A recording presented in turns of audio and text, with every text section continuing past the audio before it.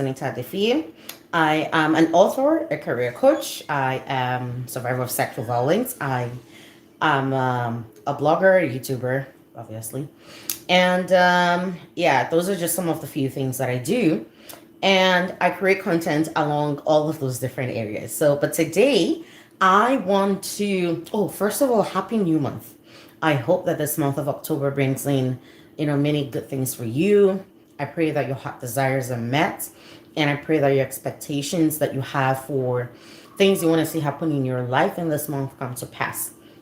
So now that we have our happy new months out of the way, there are many reasons I'm excited for October. It is International Day of the Girl Child, and it also happens that my own girl child, it's her birthday this month, so that's exciting. It's Thanksgiving here in Canada, so there are many things really to be thankful about and to be grateful for. Plus, it's also the beginning of the last quarter of this year, so y'all that have goals and you have them written down, go, go, go, go, go. However, if it feels like you're not meeting those goals, don't sweat about it. Just go back to your drawing table, figure out what needs to change, what you probably need to move over to next year, or what you need to just change something. But anyway, so there are many reasons I'm excited for this month, and there's a few of them. Well, so for today, I'm going to be wearing more of my career coach hat today. And I want to talk about 10 things that you can negotiate for in a job offer. And that's besides money. So technically 11 things, money being the obvious one. And sometimes people get fixated on just the money bits. Yeah, that's another thing I should tell you.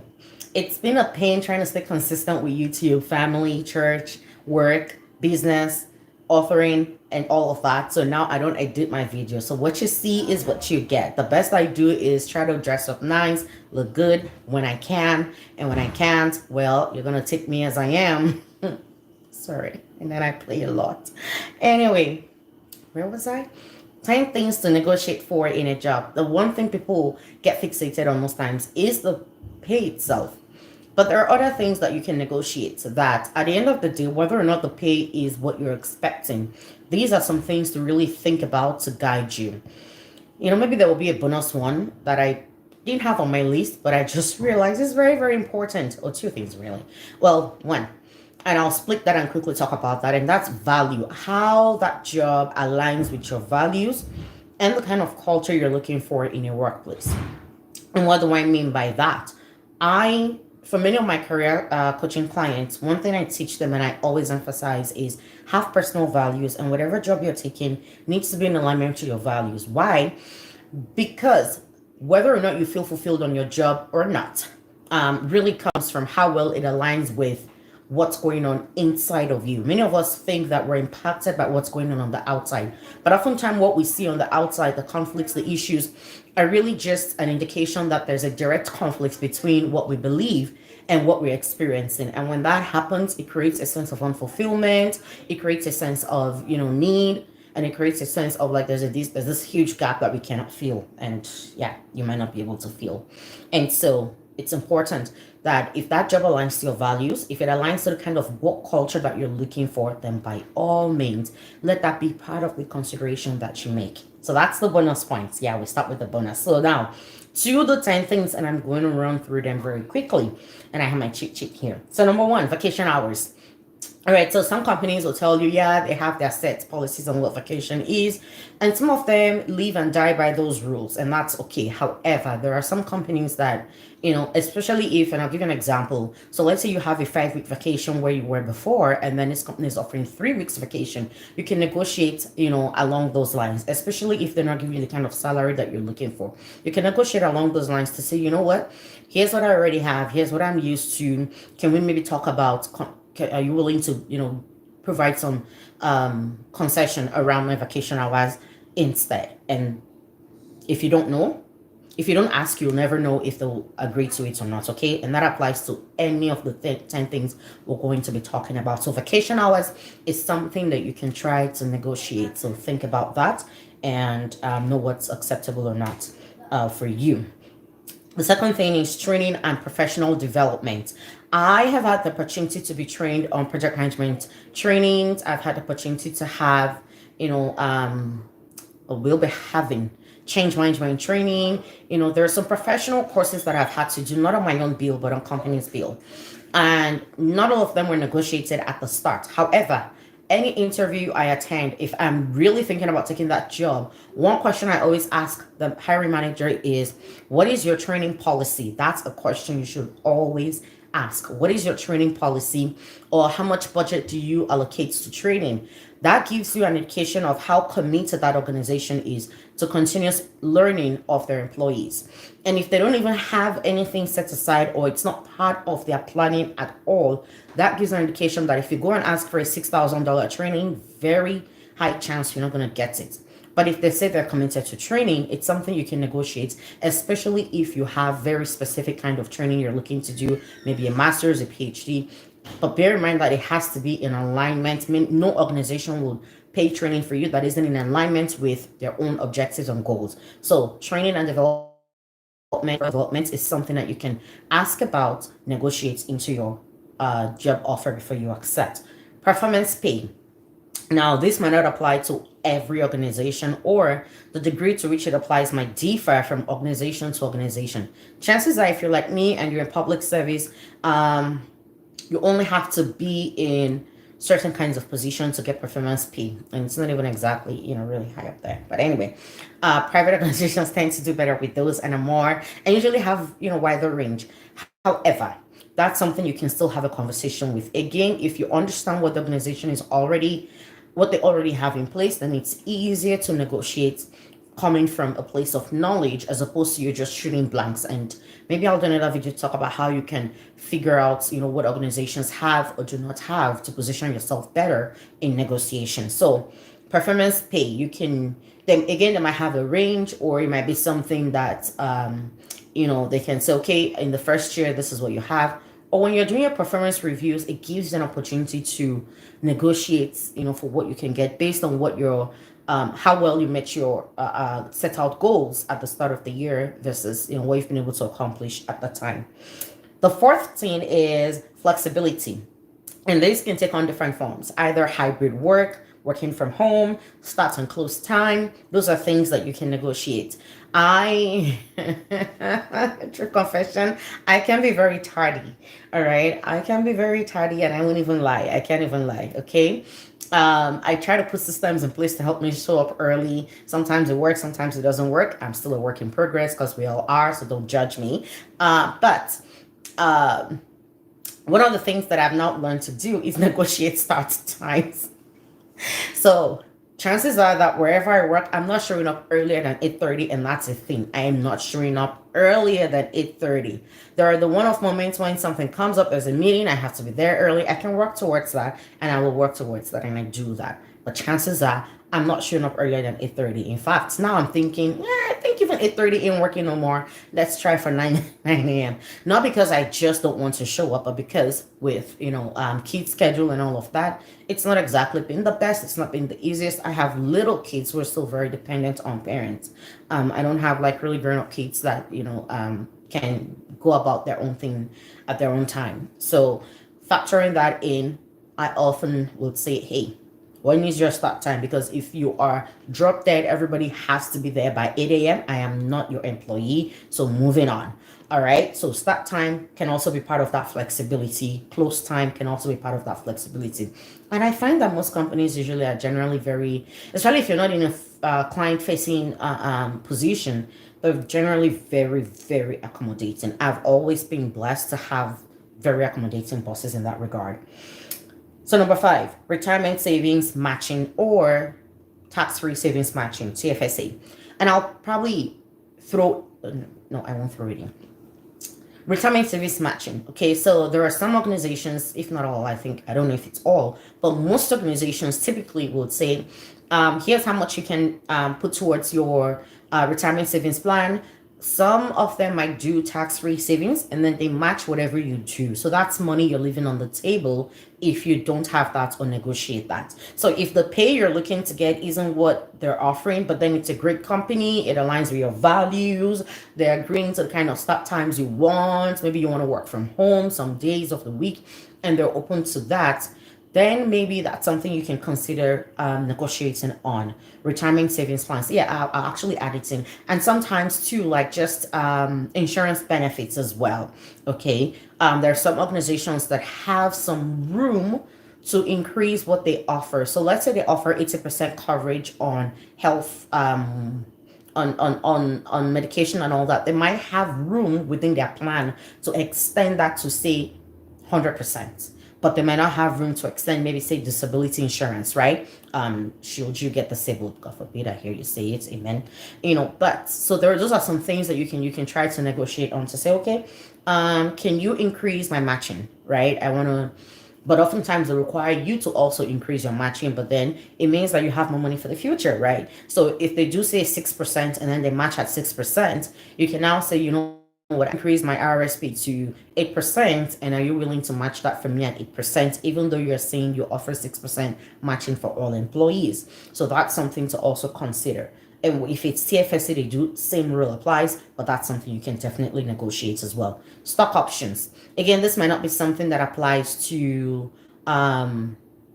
most public service organizations. However, in private sectors, this can be very typical where they give you stock options, and that's something that you can negotiate to say, hey, can I have some stock options that as the company makes money, I have some stock allocated to me. And the good thing is that as they make money, it's yours. And when you're leaving, it's yours to keep as well. So that's something to consider. So number 7, relocation allowance. There are some companies that you might need to take a job in a different city, and they might tell you right off the bat, oh, we don't offer relocation allowance. However, you are the right fit, so want to give you you love them, you love everything, but maybe the salary is not what you're expecting. Maybe it is even, but you want more. Then you can try to say, you know what, I know you mentioned you don't do relocation, but is that something you'd be willing to consider because of that's whatever that's might be for you. All right, so that's something you can negotiate. Yeah, you see my t-shirts. All right, so number 8, benefits. If you're working downtown, you will understand this one. So parking benefits. Some companies might agree to do 50-50 with you. Some companies might say, you know what's okay, we'll pay for your parking, and that's fine. Just come take your, parking target thing and hang it up in your car. If you work in downtown areas where parking is hard to find, and when you do find them, they're pretty expensive, that's something that you can maybe negotiate on to say, hey, I'd love to, but by the time I throw in things like parking, then it really just, brings down my salary to less than what I'm expecting to go home with at the end of the day. And so is that something that you'd be willing to take off of me? And there are organizations who actually do pay parking for their employees. And if they don't, it's something you can put forward. They might not even have thought about it as something to throw in as an additional perk for employees. Finding the right talent is hard these days. So this is a good time to do negotiations, guys, because a lot of organizations are looking for really good people.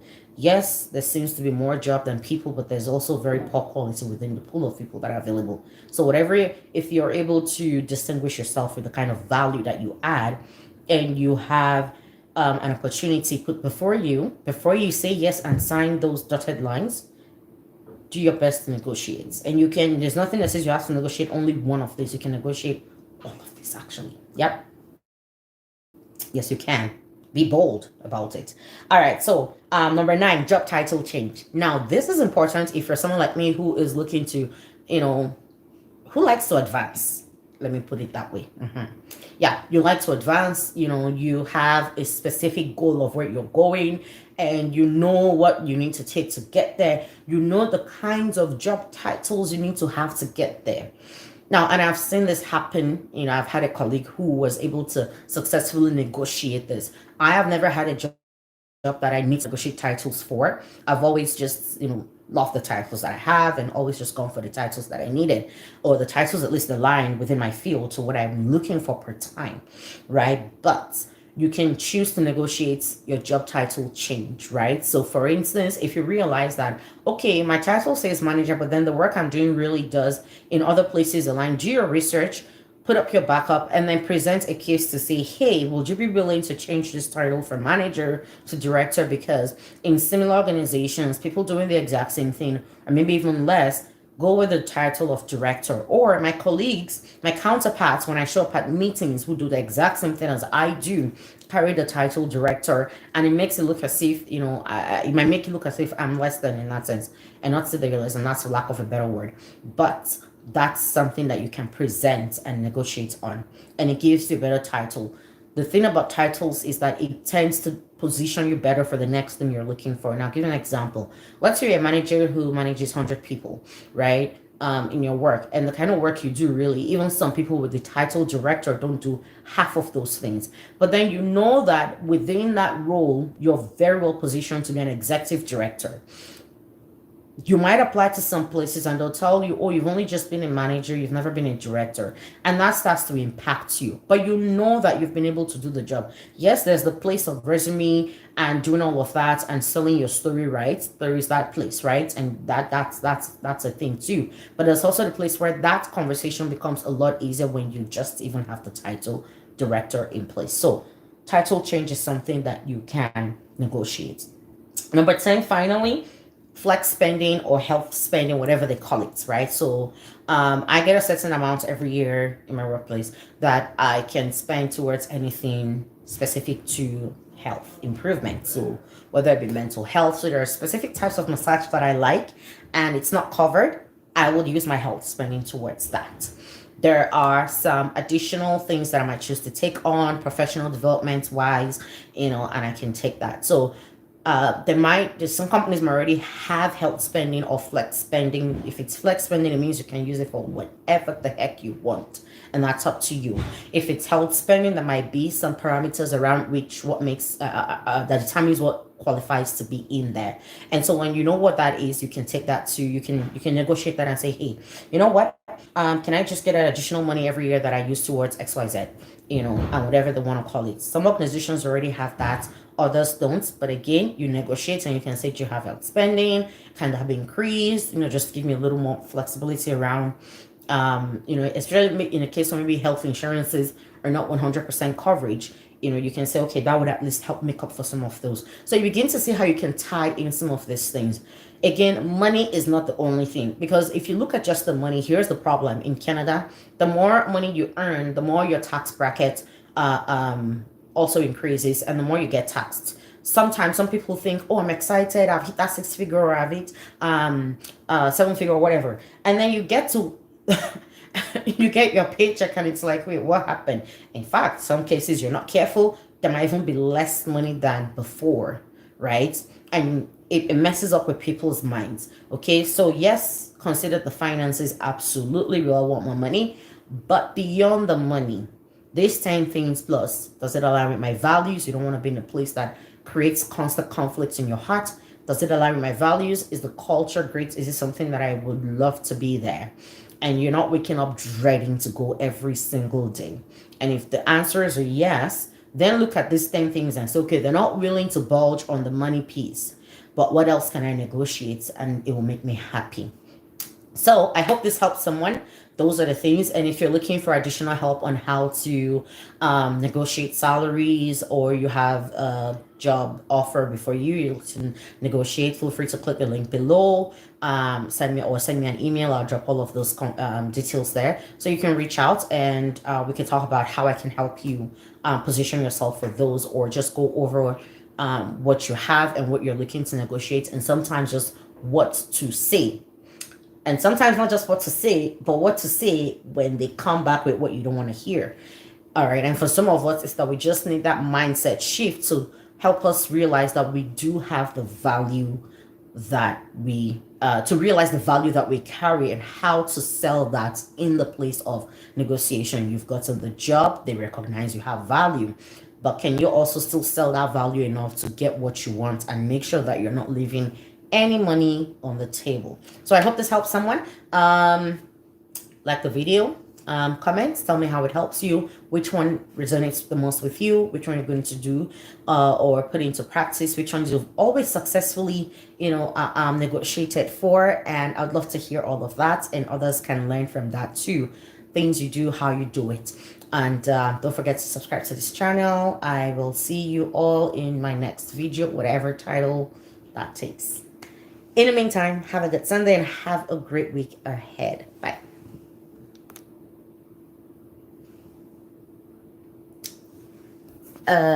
Okay.